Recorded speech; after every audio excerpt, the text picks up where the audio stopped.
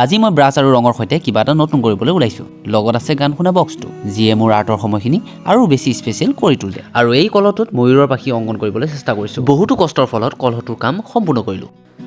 কলহটো ৰাধিকাৰ বাবে বনোৱা হৈছিল, সেইবাবে ৰাধিকাৰ হাততে তুলি দিলোঁ আৰু তাই কলহটো গাগৰি কঁকাললৈ নাচি দিলে। ইফালে ৰাস চাবৰ বাবে কণ্টি, বিকি আৰু অনু আমাৰ ঘৰ পালেহি আৰু আমি এতিয়া ৰৈ আছোঁ কুঁহিৰ বাবে, কাৰণ কুঁহিয়ে ইয়াতে মেকআপ কৰিবলৈ আহিছে আৰু গোটেইকেইটাই আমি তাইক নিবৰ বাবে ইয়াতে ৰৈ আছোঁ। আৰু এইজনী হৈছে মোৰ ৰাধিকা। আৰু এই বেজীটো তুলি দিলোঁ ভেন্দিৰ হাতত, তাৰ চিঙা চেণ্ডুলত যোৰা লগাবলৈ। আৰু এতিয়া বাইকৰ চাবি ঘূৰাই বাইক ষ্টাৰ্ট কৰি যাবলৈ ওলালোঁ কুঁহিক ৰাসৰ শালিত থ'বলৈ। আৰু কুঁহিক মই ৰাসৰ শালিত থৈ আহি আমি গোটেইকেইটা যাব ওলালোঁ ৰাসৰ শালিলৈ। কিছু সময়ৰ পিছত পুতনা ওলোৱাৰ সময় অন্ত পৰিল, যাৰ বাবে আমাৰ ভৰিৰ গতিবেগ খৰকৈ পৰিল।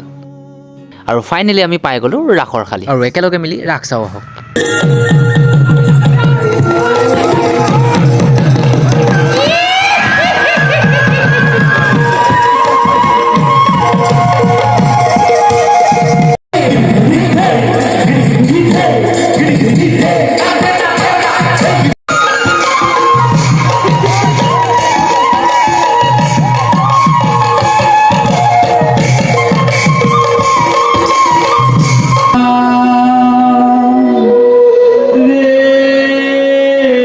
আৰু ৰাস চাই থকাৰ মাজতে ল'লোঁ আমি পকৰী জুতি।